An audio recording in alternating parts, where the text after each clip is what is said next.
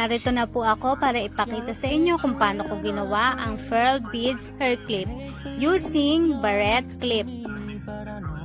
Yan. Narito po lahat ng mga kakailanganin para magaya nyo po, or kung gusto nyo pong gayahin, kailangan nyo pong panoorin. Kailangan po natin ng ruler, gunting, pearl beads. May design po o wala, pwedeng pwede, 16 pieces.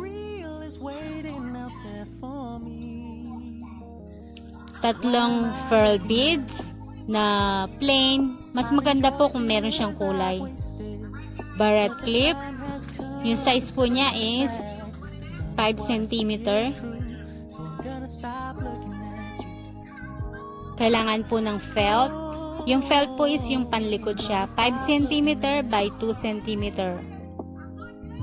Then, gumawa rin po ako ng maliit na felt.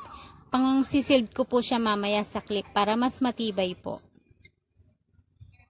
Yan. Yan, gaganyan po siya mamaya para mas matibay po yung gagawin kong clip. Kailangan po natin ng dalawang karayom. Yung karayom po natin is mas malaki po yung butas niya para magkasya po ang nylon na sinulid na gagamitin ko. Ayan, ganyan po yung gamit ko. Hindi siya pang ganchilyo eh. Basta nylon siya, may matibay siya.